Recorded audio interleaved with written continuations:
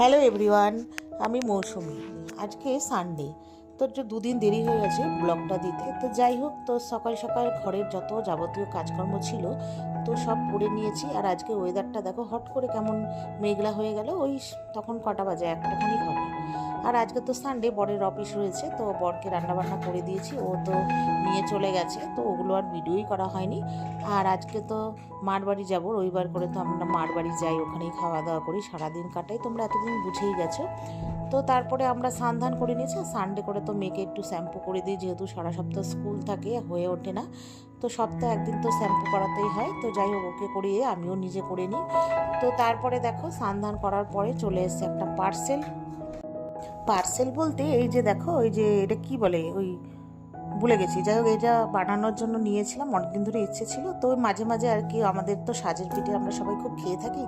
এখন তো মাটির ওই যে মানে সাজের পিঠে যে বানানো ওই ইগুলো, সরাগুলো, সেগুলো তো অনেক সময় ফেটে যায়। তারপরে আর আমি তো বানাতে পারি না, ওই মা বানাবে আর কি। আর তাছাড়া ওই যে এই সাউথ ইন্ডিয়ান যে সেগুলো হয় খাবারগুলো, সেটা বানানোর জন্য আমার কাছে ইডলি মেকারও আছে। একদিন বানিয়েছিলাম, ভালো লাগেনি, আর বানাইনি, সেই উপরে উঠিয়ে রেখে দিয়েছি। তো যাই হোক, তোমাদের সাথে শেয়ার করলাম, বলো কেমন হয়েছে। তো তারপরে দেখো, এই যে রেডি হয়ে গেছি। বৃষ্টি, প্রচুর জোরে বৃষ্টি পড়ছিল, বৃষ্টি কমেছে, এখন ওই 3টে খানিক বাজে। তারপরে দেখো, এই যে আমি আর মেয়ে রেডি সেডি হয়ে চলে এসেছি। তো এসে একটু বসলাম। তো ভাই আর ভাইয়ের বউ, তারপরে বাবু, ওরা সব খাওয়া দাওয়া করছে। আমাদেরকেও বলেছিল, আমি বললাম আমি এত তাড়াতাড়ি খাবো না, আমি আগে একটু চা খাবো তারপরে।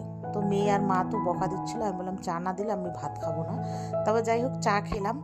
তারপর অনেকক্ষণ পরেই 4টে খানিক বাজে, তো এখন এই যে খেতে এসেছি।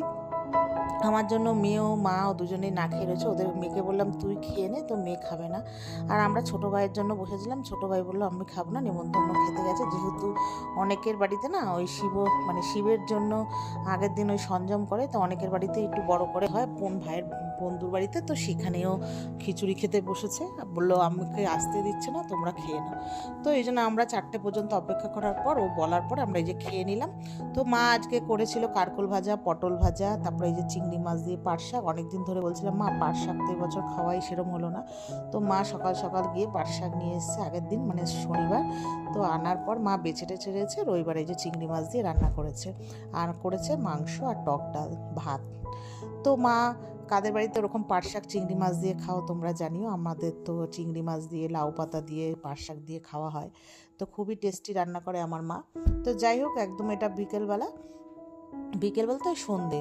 তো সন্ধেবেলায় ঠাকুরকে পুজো দিয়ে তারপরে মা করলো চা। তো চলো খেলাম।